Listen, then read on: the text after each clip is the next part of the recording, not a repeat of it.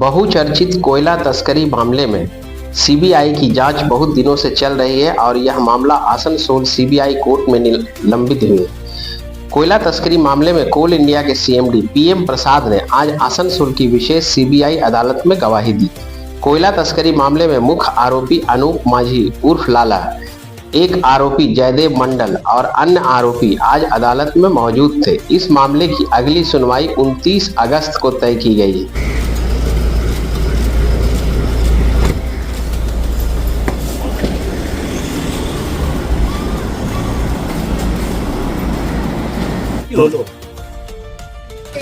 আসল কথা হচ্ছে যে যখনই কোনো পিসি অ্যাক্টের মামলা থাকে, অর্থাৎ প্রিভেনশন অফ করাপশনের মামলা থাকে,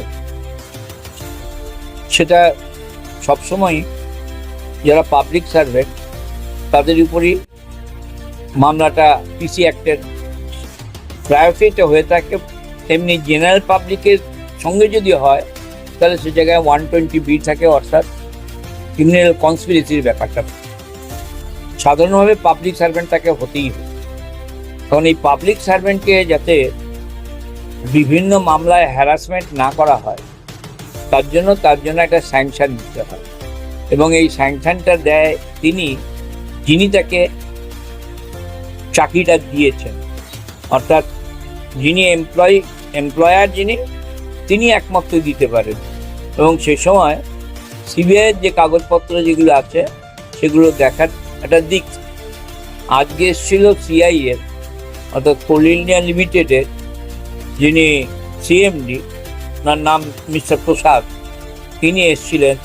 মূলত তার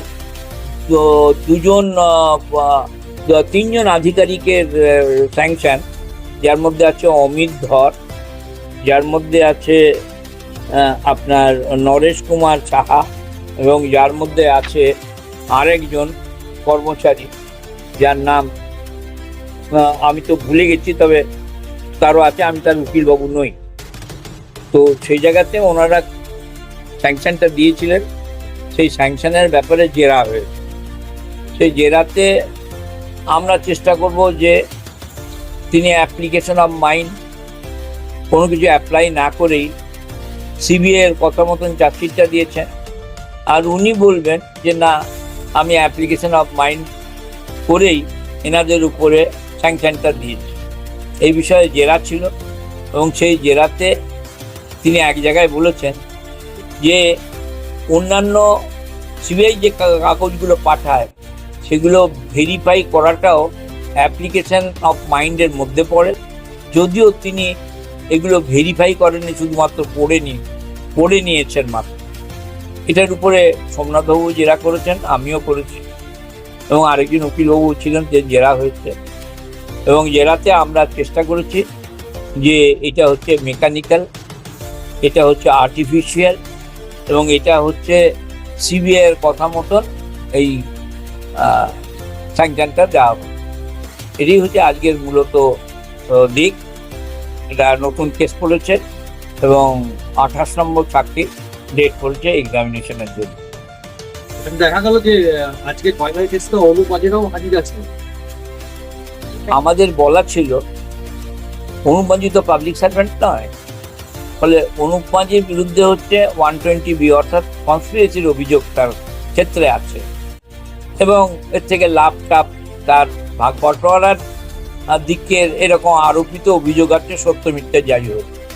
ফলে তিনি পাবলিক সার্ভেন্ট নয়। আমাদেরকে ডাইরেকশন দেওয়া ছিল যে একসঙ্গে অত লোক আসার দরকার নেই, যারা আজকের কেসের ইনভলভ তারাই শুধু আসবেন, এবং ইনভলভমেন্টের ক্ষেত্রে মাত্র 3 জন ছিল, যদিও অনেকেই উপস্থিত ছিল। অনুপ মাঝি তো আসেনি, আসার কথা নয়। অনুপ মাঝি এসেছিলেন কোর্টে, তাহলে উনি ওই জায়গায় যান, হতে পারে তার অন্য কোনো ব্যাপার আছে, আমরা কোর্টের মধ্যে দেখি। ঠিক আছে, কবে হয়েছে আমার এটা আমার জুনিয়র বলতে পারবে, আমি বলতে পারবো না, কারণ আমি ওটা শেষ করি আমি অন্য কোর্টে চলে যাই। মামলা তো सीबीआई कोर्टे आज के आज सुनाई गए थे তার মধ্যে কিছু আধিকারিক নাম এসেছিল, সেই নিয়ে সিএমডি এখানে প্রস্তুতি মিটিং হয়েছিল। সেই বিষয় নিয়ে কি হলো, শুনানি কি হলো?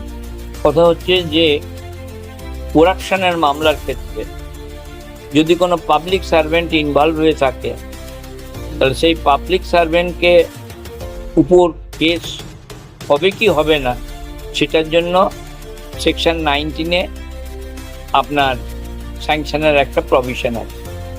স্যাংশনের মানেটা হচ্ছে এই যে এখানে অনেক সরকারি কর্মচারী কাজ করেন, অনেক পাবলিক সার্ভেন্ট কাজ করেন, এবং তাদের উপরে যাতে অযথা কোনো কেস করে হয়রানি না করে, তার জন্য এই স্যাংশনের বিধানটা আছে। যদিও খুব কম ক্ষেত্রেই স্যাংশনের জন্য যখন আধিকারিকের কাছে পৌঁছায়, তখন সিবিআই যা লেখে তার উপরে ভিত্তি করে স্যাংশনটা দিয়ে দেয়। আজকে এই মামলাতে অনেক আসামি আছে, তার মধ্যে সেই সময়কার যারা যারা আধিকারিক ছিলেন তাদেরকে ডাকা হয়েছে।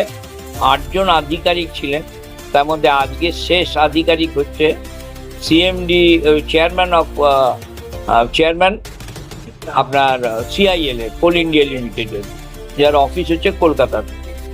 এবং তিনি বলেছেন যে তিনি প্রাইমারি স্যাটিসফাইড হয়েছেন যে সিবিআইয়ের কাগজ এবং অন্যান্য যে সমস্ত অ্যালিগেশন দেওয়া হয়েছে সেগুলো তিনি আপাতগ্রাহ্য সত্য বলে মনে করেন।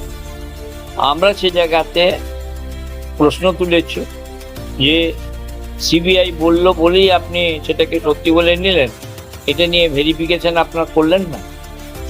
এই বিষয়ে চর্চা হয়েছে এবং চর্চাতে আমরা একটা এমন পর্যায়ে গিয়েছি তাতে অন্তত এই জিনিসটা প্রতীয়মান হবে যে কোল ইন্ডিয়া লিমিটেডের সিএমডি যিনি আজকে এসেছিলেন, চেয়ারম্যান যিনি এসেছিলেন, ম্যানেজিং ডিরেক্টর, তিনি সিবিআইয়ের সমস্ত জিনিস যেগুলো তৈরি করা জিনিসের শুধুমাত্র তিনি কিছু প্রলেপ দিয়েছেন, মাত্র নিজের কোনো অ্যাপ্লিকেশন অফ মাইন্ড তিনি করেননি। এবং যেভাবে স্যাংশনটা দেওয়া হয়েছে সেটা আইন অনুযায়ী হয় এটাই। এবং নেক্সট কেস অ্যাডজন হয়েছে 28 নম্বর সাক্ষীর জন্য, পরে ডাকা হবে। নতুন ডেট কবে পড়েছে? ওটা আমার জুনিয়র জানে, আমি ঠিক বলতে পারবো না।